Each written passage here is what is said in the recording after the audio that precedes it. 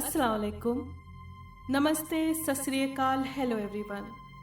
स्वागत है आपका हमारे YouTube चैनल पर। वोंग कहाँ रह गया? जिंगसुआ ने लॉकर खोलते हुए अपने दोस्तों से सवाल किया। हाँ, पता नहीं कहाँ रह गया निकम्मा, रेंशु ने बोर लहजे में कहा। अब रहने भी दो, वोंग तुम्हारी तरह नहीं है, बल्कि वो एक अच्छा और डिसेंट इंसान है। चिंताओं ने रेंशु की तरफ गुस्से से देखते हुए कहा। वो हमेशा रेंशु से चिढ़ती थी क्योंकि वो हर वक्त उससे फ्री होने की कोशिश करता रहता था और रेंशु पूरे ग्रुप में वो इकलौता लड़का था जिससे चिंताओं पूरी तरह चिढ़ती थी। चिंताओं, आखिर मैंने क्या किया है? क्यों तुम मेरे पीछे पड़ी रहती हो? रेंशु जिद्दी लहजे में बोला। चिंताओं, आखिर मैंने क्या किया है? क्यों तुम मेरे पीछे पड़ी रहती हो? रेंशु जिद्दी लहजे में बोला। ओह, अब तुम लोग फिर से ना शुरू हो जाना प्लीज़, जिया ने उन्हें रोका। जिंगसुआ अपने लॉकर के अंदर देखकर एकदम ठिठकी। अरे ये क्या है? अंदर सफ़ेद रंग का एक लिफाफा था और लिफाफे पर जिंगसुआ का नाम था। लिखाई तो वोंग की लग रही है, उसने कहा और लिफाफा खोल डाला। अंदर से एक कार्ड निकला, उस पर लिखा था फॉरेस्ट पार्टी, वोंग की तरफ से। जिंगसुआ ने सबको वो कार्ड दिखाया। चिंताओं ने भी जल्दी से अपना लॉकर खोला कि शायद उसे भी वैसा ही इनविटेशन दिया गया हो। उसके लॉकर में भी एक वैसा ही लिफाफा था। वो खुशी से उछलने लगी। वाह, बहुत खूब। बुज़दिल, दो लड़कियों को एक साथ डेट पर ले जा रहा है, रेंशु अफसोस से हाथ मलते हुए बोला। बकवास बंद करो, ये कोई डेट नहीं है। चिंताओं गुस्से से भन्ना गई। जिया हंसने लगी और उसने भी अपना लॉकर खोला तो उम्मीद के ठीक मुताबिक उसके लॉकर में भी इनविटेशन था। फिर रेंशु ने गुस्से में आकर अपना लॉकर खोला और खुशी से चिल्ला उठा। हाँ, ये हुई ना बात, ये वाकई डेट नहीं है, उसे भी इनविटेशन मिला है। अचानक वोंग एक तरफ से निकल आया। दोस्तों, कैसा लगा ये सरप्राइज़? उसने पूछा। तेरा तो जवाब नहीं वोंग, रेंशु उसे गले लगाते हुए बोला। ये पांचों दोस्त चीन के रहने वाले थे और इस वक्त स्कूल से छुट्टी का वक्त था। वोंग ने जंगल घूमने का प्रोग्राम बना लिया। कल सुबह उन्हें जंगल की तरफ जाना था और शाम से पहले वापस लौट आना था। अगले दिन सुबह के वक्त वो पांचों इकट्ठे हुए और वो सब गाड़ी से सफ़र करके एक जगह पहुँचे। फिर उसके बाद आगे का सफ़र पैदल तय करना था। सर्दियों के दिन थे, हर तरफ धुंध छाई हुई थी, आसमान पर भी काली घटा छाई हुई थी। मौसम के तेवर भी अच्छे नहीं लग रहे थे। उन्होंने सर्दी से बचाव के लिए गर्म कपड़े वगैरह पहन रखे थे। उन लोगों को रास्ते की भी कुछ खबर नहीं थी, बस उनके पास एक नक्शा था जिसमें से वो रास्ता तलाश करते आगे बढ़ रहे थे। मैं तो चलते चलते थक गई हूँ, चिंताओं ने शिकायत की। अगर मेरे बस में होता तो तुम्हें गोद में उठाकर ये सफ़र तय करवा देता, रेंशु ने हमदर्दी से कहा। बकवास बंद करो, समझे? मैं तुम्हारा मुंह तोड़ दूंगी। चिंताओं को बहुत गुस्सा आ गया। मेरा ख्याल है कि अब हमें कुछ देर आराम कर लेना चाहिए, जिया ने रुकते हुए कहा। हाँ, मैं भी बहुत थक गई हूँ, जिंगसुआ ने भी उसका साथ देते हुए कहा।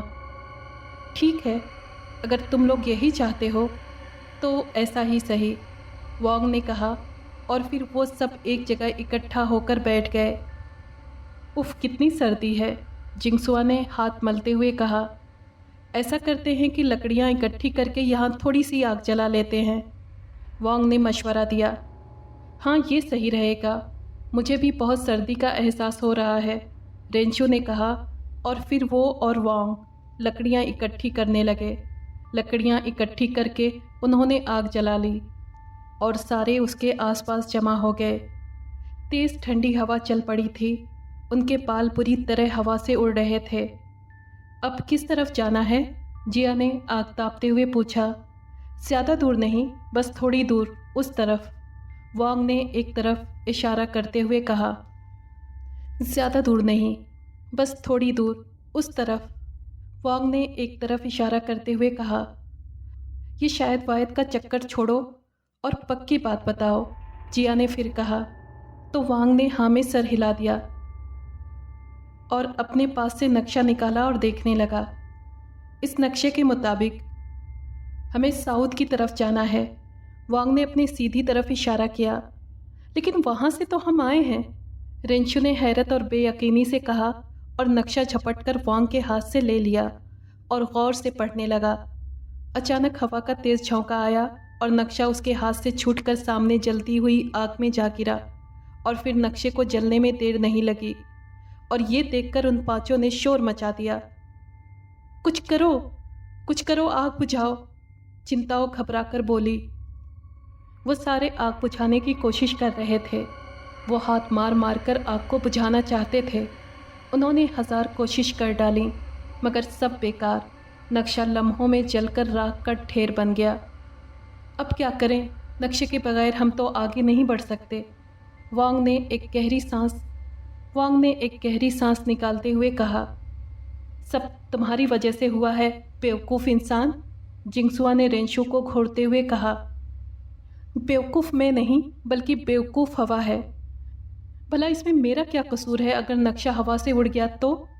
रेंशु ने भी ढिठाई से जवाब दिया। घूमने का सारा प्रोग्राम चौपट करके रख दिया तुमने।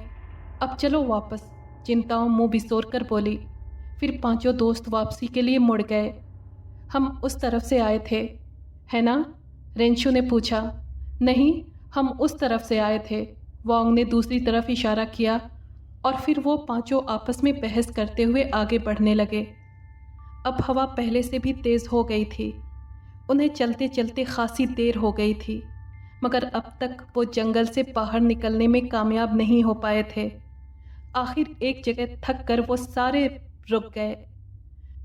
दोस्तों, ये हम कहाँ आ गए? इस जगह तो हम पहले भी आ चुके हैं, जिंगसुआ ने हाँफते हुए कहा। वो चल चल कर थक चुकी थी। मुझे ऐसा क्यों लग रहा है कि हम रास्ता भटक चुके हैं, रेंशु ने डरते हुए कहा। ऐसा मत कहो प्लीज़, मेरा दिल घबराता है, चिंताओं ने कहा। इतनी जल्दी हार मत मानो दोस्तों, एक बार फिर यहाँ से निकलने की कोशिश करके देखते हैं। वांग ने उनकी हिम्मत बंधाई और वो सारे एक बार फिर चल पड़े। लेकिन काफ़ी दूर चलने के बाद भी वो वहीं पहुँच गए जहाँ से चलना शुरू किया था। कोई फ़ायदा नहीं, हम भटक चुके हैं, जिया ने लंबी लंबी सांस लेते हुए कहा। लेकिन अब क्या करेंगे? हमारे पास तो खाने पीने के लिए भी कुछ नहीं, जिंगसुआ ने घबराए हुए लहजे में कहा। थोड़ी देर यहाँ आराम करते हैं, उसके बाद फिर से वापसी का सफ़र शुरू करेंगे, वांग ने कहा। वो सब थक हार कर ज़मीन पर बैठ गए। जैसे जैसे वक्त गुजर रहा था, सर्दी बढ़ती जा रही थी। मेरे ख्याल में अब हमें चलना चाहिए, वरना रात हो जाएगी, जिया ने कहा। तो वो सब एक बार फिर चल पड़े। धीरे धीरे अंधेरा फैल रहा था और फिर देखते ही देखते शाम से रात हो गई। सर्दी ज़्यादा बढ़ चुकी थी। आसमान पर गहरे बादल छाए हुए थे। अचानक बिजली कड़कने की आवाज़ सुनाई दी और मूसलाधार बारिश भी शुरू हो गई और वो बारिश तूफान में बदल गई। तेज़ ठंडी हवा से पेड़ बुरी तरह से हिल रहे थे। वो लोग पूरी तरह से फंस चुके थे। अब वो पांचों पछता रहे थे कि वो जंगल में क्यों आ गए। वो सब तेज़ बारिश से बचने के लिए एक घने पेड़ के नीचे जमा हो गए, मगर बारिश का बेतहाशा पानी वहाँ भी उनका पीछा नहीं छोड़ रहा था। वो लोग पूरी तरह से भीग चुके थे। अचानक वांग के चेहरे पर मुस्कुराहट खेलने लगी। दोस्तों, देखो हम लोग बच गए, उसने खुशी से चिल्लाते हुए कहा। क्या मतलब, कैसे बच गए? रेंशु ने हैरत से पूछा। उसे वांग की जहनी हालत पर शुबा होने लगा था। उस तरफ देखो, उसके कहने पर सबने उस तरफ देखा जहां वो इशारा कर रहा था। तो उन लोगों की भी खुशी का कोई ठिकाना नहीं रहा। अंधेरे में दूर से एक घर नुमा इमारत नज़र आ रही थी।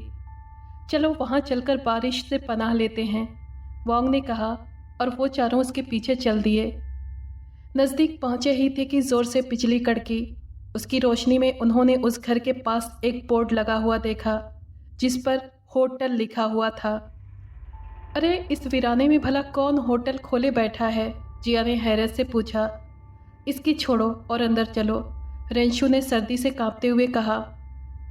होटल बहुत ही पुराना था। वांग ने दरवाजे का हैंडल घुमाना चाहा, मगर वो अंदर से बंद था। मजबूरन उसने दरवाज़ा ज़ोर ज़ोर से पीटा तो ज़रा सी देर में दरवाज़ा चरर की आवाज़ के साथ खुल गया। तो सबने धड़कते दिल के साथ दरवाज़ा खोलने वाले की तरफ देखा। वो एक बूढ़ी औरत थी जो गहरे हरे रंग के कपड़ों में थी। क्या हम अंदर आ सकते हैं? वांग ने पूछा। हाँ बिल्कुल बच्चों, अंदर आ जाओ, उस बूढ़ी औरत ने हमदर्दी से कहा और उन्हें अंदर आने का रास्ता दिया। तो वो पांचों आगे पीछे होकर अंदर दाखिल हुए। अंदर आके उन्हें सर्दी का एहसास कुछ कम हुआ, लेकिन फिर भी वो बारिश में भीगे हुए थे, इसलिए कांप रहे थे। तुम लोग इतने तूफान में बाहर क्या कर रहे थे? ऐसे मौसम में तो कोई भी इस जंगल में नहीं आता, बूढ़ी औरत ने पूछा। आंटी, हम दरअसल रास्ता भटक गए हैं, जिया ने सर्दी से कांपते हुए बताया। चलो कोई बात नहीं, अब तुम लोग यहाँ आ गए हो, जब तक तूफान थम नहीं जाता तुम लोग यहाँ रह सकते हो, बूढ़ी ने कहा। आंटी, क्या लाइट गई हुई है? चिंताओं ने होटल में मोमबत्तियाँ जलते देखकर पूछा। नहीं बेटा, ये तो जंगल हैं, यहाँ बिजली जैसी कोई चीज़ नहीं। ये होटल यहाँ घूमने आए लोगों के लिए बनाया गया है। तुमसे पहले भी कई बार यहाँ कोई भूले भटके मुसाफिर आ चुके हैं, बूढ़ी औरत ने बताया। तुम लोग अपने कपड़े बदल लो, पूरी तरह भीग चुके हो। मैं तुम्हें अपने पास से दूसरे कपड़े लाकर देती हूँ, बूढ़ी औरत ने नरमी से कहा। उन पांचों ने सुख की सांस ली, क्योंकि गीले कपड़ों में वाकई उन्हें बहुत ठंड लग रही थी। औरत गई और उन सब के पहनने के लिए सूखे कपड़े ले आई। उन सब ने बाथरूम में कपड़े बदल लिए और एक कमरे में जमा हो गए। ये शायद डाइनिंग रूम था। वहाँ बीच में लकड़ी की एक मेज़ और उसके आसपास कुर्सियाँ रखी थीं। वो पांचों आराम से बैठ गए। बाहर से लगातार तेज़ बारिश का शोर सुनाई दे रहा था। अचानक तेज़ हवा से खिड़की खुल गई। बूढ़ी औरत ने जल्दी से खिड़की बंद की। ये तूफ़ान तो किसी की जान लेकर रहेगा, बूढ़ी औरत बड़बड़ाई। आंटी, आपका नाम क्या है? जिया ने पूछा। मेरा नाम मंगशिया है, उसने बताया। तुम लोगों को भूख लगी होगी, मैं तुम लोगों के खाने के लिए कुछ लेकर आती हूँ, मंगशिया ने कहा। बिल्कुल आंटी, जल्दी से कुछ खाने को दीजिए, सुबह का नाश्ता किया हुआ है। वैसे इस वक्त क्या वक्त हो रहा है? रेंशु ने कहा तो मंगशिया ने अपनी कलाई पर बंधी घड़ी में वक्त देखा और बोली, इस वक्त रात के 10 बजे हैं। फिर वो किचन की तरफ चल दी। पीछे ये लोग बातों में बिजी हो गए। मेरे घर वाले मेरे लिए काफ़ी परेशान होंगे। मैंने उनसे कहा था कि मैं शाम से पहले लौट आऊँगी, चिंगसुआ फिक्रमंदी से बोली। वैसे आंटी मंगशिया हम पर बेहद मेहरबान हैं, वांग ने कहा। अभी ये लोग और कोई बात करते कि मंगशिया हाथ में खाने की ट्रे लिए चली आई। खाने में गर्मा गर्म चिकन कॉर्न सूप, थोड़ी सी सब्जी और नूडल्स थे। इतना शानदार खाना देखकर सबकी भूख जाग उठी। मंगशिया ने खाना उनके सामने मेज़ पर रख दिया। वो सब मज़े लेकर खाने लगे। आंटी, ये तूफ़ान वैसे कब तक थम जाएगा? चिंताओं ने पूछा। बेटा, ये जंगल का तूफ़ान और बारिश इतनी आसानी से नहीं थमता। कई दफ़ा कुछ दिन भी लग जाते हैं, मंगशिया ने बताया। अरे नहीं, तब तक क्या हम यहाँ फंसे रहेंगे? रेंशु सोचते हुए बोला। बिल्कुल नहीं, कोई न कोई बंदोबस्त तो हो ही जाएगा, वांग ने तसल्ली दी। खाना वाकई बहुत टेस्टी है, जिया ने खाने की तारीफ़ की। शुक्रिया, मंगशिया ने कहा। जब वो लोग खाना खा चुके तो मंगशिया ने बर्तन समेट लिए। रेंशु ने अपना छोटा सा बैग, जो कि वो कंधे पर लटकाए हुए था, निकाला। सरप्राइज़, ये मैंने तुम लोगों के लिए छुपा रखी थी। बड़े कमीने हो, हमें खबर तक होने नहीं दी। चिंताओं बोली। आंटी, आप भी पिएंगी? उसने पूछा। नहीं शुक्रिया, मैं नहीं पीती। और फिर पार्टी शुरू हो गई। वो लोग एक गिलास के बाद एक पिए जा रहे थे, तभी जिया ने उन्हें रोक दिया। बस करो दोस्तों, हम इस वक्त किसी नाइट क्लब में नहीं बल्कि एक होटल में हैं, वो बोली, और उसने शराब की बोतलें उनके सामने से हटा लीं। तुम लोग ज़रूर थक गए होगे, मैं तुम्हें तुम्हारे कमरे दिखा देती हूँ ताकि तुम लोग आराम कर सको, मंशिया ने कहा और उन्हें साथ लेकर बारी बारी उनके कमरों तक छोड़ दिया। रात के 12 बज चुके थे, मगर उनमें से कोई भी अभी तक नहीं सो सका था। जिया भी अपने कमरे में अकेली बेचैन हो रही थी। उसने कंबल एक तरफ हटाया और बिस्तर से बाहर निकल आई। कमरे में हल्की हल्की मोमबत्ती की रोशनी हो रही थी। उसने खिड़की खोलकर देखा तो बाहर अभी तक मूसलाधार बारिश हो रही थी। उसने जल्दी से खिड़की दोबारा बंद की और चिंताओं के कमरे की तरफ चल दी। वहाँ पहुंचकर उसने दरवाज़ा खटखटाया। खुला है, अंदर आ जाओ। अंदर से चिंताओं की आवाज़ सुनाई दी। खुला है, आ जाओ। अंदर से चिंताओं की आवाज़ सुनाई दी। जिया ने दरवाज़ा धीरे से खोला और अंदर चली आई।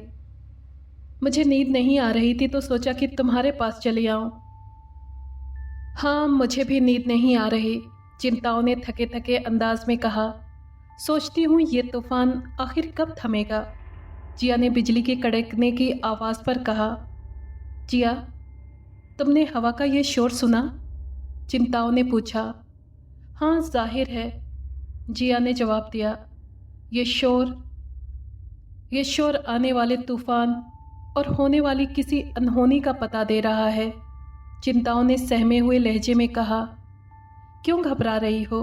कुछ नहीं होगा, जिया ने तसल्ली दी। जिया, तुम्हें इस भयानक रात और घने जंगल में डर महसूस नहीं हो रहा? चिंताओं ने फिर पूछा। हाँ, ऐसी जगह और मौसम से डरना तो नेचुरल चीज़ है, जिया ने एक गहरी सांस लेते हुए कहा। अच्छा, अब मैं चलती हूँ, तुम भी सोने की कोशिश करो, जिया ने कहा और उठकर बाहर आ गई। रात का नामालूम कौन सा पहर था जब जिया की आंख किसी के चीखने की आवाज़ से खुल गई। वो घबराकर उठी और पैरों में चप्पल उड़ेसती कमरे से बाहर निकली। बाहर आई तो देखा कि रेंशो, वांग और जिंगशुआ भी अपने कमरे से बाहर निकल रहे हैं। क्या हुआ? ये आवाज़ कैसी थी? जिंगशुआ ने नींद में डूबी आवाज़ में कहा। आवाज़ चिंताओं के कमरे से आई थी, कहीं वो मुश्किल में ना हो। रेंशो ने घबराकर कहा और जल्दी से आगे बढ़कर चिंताओं के कमरे का दरवाज़ा खोल दिया। बाकी सब भी वहीं इकट्ठे हो चुके थे। अंदर का मंजर बिल्कुल नॉर्मल लग रहा था। चिंताओं बिस्तर पर सोने के अंदाज में लेटी थी। चिंताओं, क्या तुम ठीक हो? वांग ने पूछा, लेकिन चिंताओं ने कोई जवाब नहीं दिया। तो वो सब अंदर चले आए। जिंगसुआ ने उसके नज़दीक जाकर देखा तो चीख पड़ी। चिंताओं के गले में बिस्तर की चादर बंधी हुई थी, जैसे किसी ने उसका दम घोटने की कोशिश की हो। वांग ने जल्दी से आगे बढ़कर उसके गले से चादर खोली, लेकिन अब बहुत देर हो चुकी थी। ये सब किसने किया? रेंशो ने घबराए हुए लहजे में कहा। जिया और जिंगसुआ एक दूसरे के साथ लगी खड़ी थी। हो ना हो ज़रूर कोई होटल में घुस आया है, हमें चलकर मंशिया को खबरदार करना होगा, वांग ने कहा। फिर वो सारे मंशिया के पास पहुँचे। वो इस वक्त किचन में ही एक तरफ ज़मीन पर बिस्तर लगाए सो रही थी और होटल में पेश आने वाले हादसे के बारे में बताया। मंशिया ये सुनकर बहुत परेशान हुई। उसने उन सबको साथ लिया और मोमबत्ती की रोशनी में पूरा होटल छान मारा, लेकिन वहाँ उन पांचों और चिंताओं की डेड बॉडी के अलावा और कुछ नहीं था। वो सब बेहद परेशान और उदास थे। सबकी नींद उड़ चुकी थी। बाहर बारिश में भी कोई कमी नहीं आई थी और जैसे जैसे रात गहरी हो रही थी, सर्दी भी बढ़ती जा रही थी। मंशिया ने मशवरा दिया कि वो सब वापस अपने कमरों में जाकर आराम करें। सुबह देखी जाएगी कि क्या करना है। उन चारों ने उसकी बात मान ली और वापस अपने कमरों में आराम करने की नीयत से चले गए। रात के 2:30 बजे जिया पानी पीने कमरे से बाहर निकली।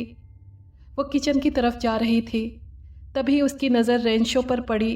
वो जेंगसुआ के कमरे से बाहर निकल रहा था। उसने कोई ध्यान नहीं दिया और पानी पीकर दोबारा अपने कमरे में आ गई। थोड़ी ही देर हुई होगी कि जेंगसुआ के कमरे से उसके चीखने की आवाज़ सुनाई दी। वो सारे उसके कमरे के बाहर जमा हो गए।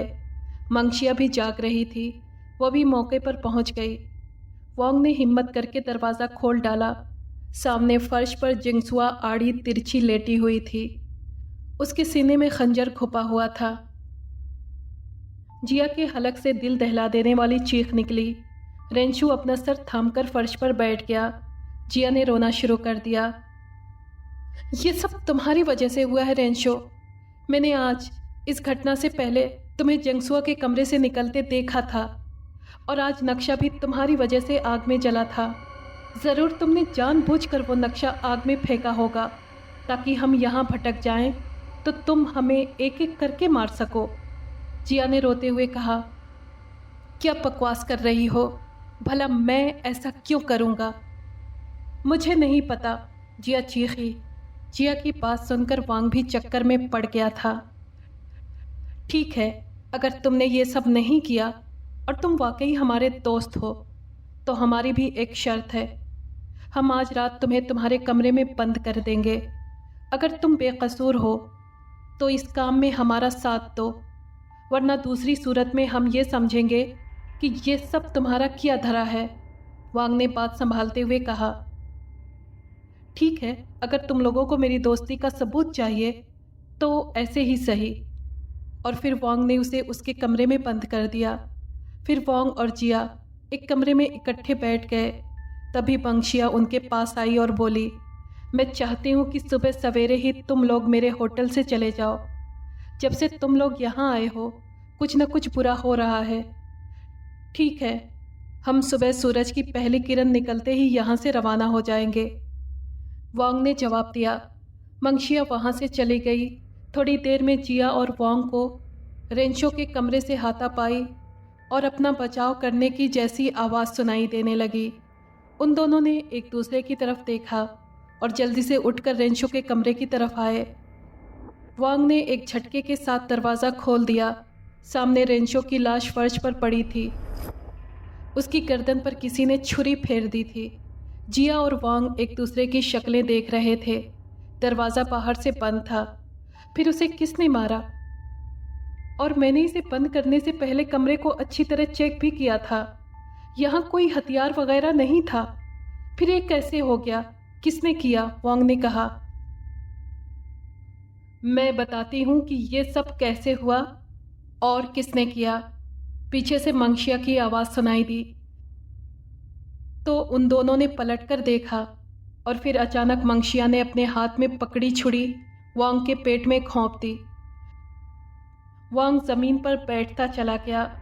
जिया ने एक डरी डरी सी चीख मारी और अपनी जगह से गिर पड़ी। जानती हो मैंने ऐसा क्यों किया? आज से 30 साल पहले तुम्हारी माँ और मैं पक्की सहेलियाँ थीं। हम दोनों इसी जंगल में घूमने आए थे। रास्ते में तूफान आ गया। तुम्हारी माँ ने मुझे अकेला छोड़ दिया और ख़ुद यहाँ से चलती बनी। मैं तूफान और इस घने जंगल में भटकते भटकते आखिर अपनी जान गंवा बैठी और तब से मेरी आत्मा इसी जंगल में भटक रही है। आज जब मैंने तुम्हें यहाँ भटकते देखा तो मुझे लगा कि बदला लेने का ये बड़ा अच्छा मौका है। ये होटल जो तुम देख रही हो अब बिल्कुल वीरान हो चुका है। अब यहाँ कोई नहीं आता। मैंने ही तुम्हारे दोस्तों को एक एक करके ख़त्म किया है। ऐसे तुम्हें भी जान से मार डालूंगी, मंगशिया ने कहा। जिया अपनी सारी हिम्मत जमा करके उठी और ऊपर सीढ़ियों की तरफ भागी। ऊपर पहुंचकर सीधे हाथ पर एक कमरा था। कुछ समझ में नहीं आया तो वो अंदर चली गई और अपने बचाव के लिए कुछ ढूंढने लगी, लेकिन कुछ नहीं मिला। वो परेशान हो गई। तभी उसे सीढ़ियों पर मंगशिया के चलने की आवाज़ सुनाई दी। मजबूरन उसे एक ही हल समझ में आया कि खिड़की से बाहर कूदकर अपनी जान बचा ले। वरना वो बूढ़ी आत्मा उसके बाकी साथियों की तरह उसे भी मार देगी। वो खिड़की की चौखट पकड़कर लटक गई। उसने नीचे जमीन की तरफ देखा तो उसे चक्कर सा आ गया। अभी वो ये सोच ही रही थी कि नीचे कूदे या नहीं कि मंशिया सर पर पहुंच गई। उसे देखकर जिया ने एक चीख मारी। मंशिया ने छुरी उसके सीधे हाथ पर मारा तो उसने जल्दी से अपना हाथ हटा लिया और बाएं हाथ से चौखट पकड़ के लटकी रही। मंशिया ने उसके बाएं हाथ पर छुरी फेरनी चाही तो मजबूरन उसने बायां हाथ भी हटा दिया और नीचे जा गिरी। गिरने की वजह से उसे थोड़ी बहुत चोटें आई थीं। वो बारिश के पानी में पूरी तरह भीग चुकी थी। वो हिम्मत करके उठने लगी कि तभी ना मालूम कहाँ से मंशिया आ पहुंची और उसके पेट में एक ज़बरदस्त लात मारी। जिया बुरी तरह कराह कर रह गई। फिर मंशिया ने उसे बालों से पकड़कर उठाना चाहा तो ठीक उसी वक्त वोंग पीछे से आ गया।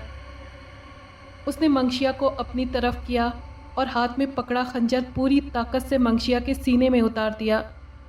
मंशिया ज़मीन पर गिर गई। उसकी आत्मा का खात्मा हो चुका था। वोंग थके थके अंदाज में ज़मीन पर बैठ गया। वोंग, तुम जिंदा हो? जिया खुश होते हुए बोली। वोंग, मैं बता नहीं सकती कि तुम्हें जिंदा देखकर मुझे कितनी खुशी महसूस हो रही है, जिया ने उसे गले से लगाते हुए कहा। सुबह तक मदद करने वाली टीमें वहां पहुंच गईं। जिया और वोंग जिंदा बचकर निकल आए थे। वो होटल आज भी उस जंगल में मौजूद है, लेकिन अब वहां कोई नहीं जाता। जिया और वोंग ने 3 साल बाद आपस में शादी कर ली। आज भी जंगल में गुजारी वो तूफानी रात याद करके उन दोनों के रोंगटे खड़े हो जाते हैं।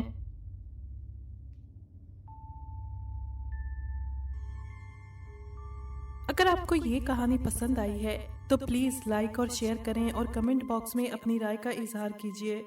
अगर आपने हमारे चैनल को अभी तक सब्सक्राइब नहीं किया है तो प्लीज़ सब्सक्राइब कर लें और बेल आइकन को प्रेस कर दें ताकि आने वाली हर कहानी का नोटिफिकेशन आपको मिल सके। शुक्रिया।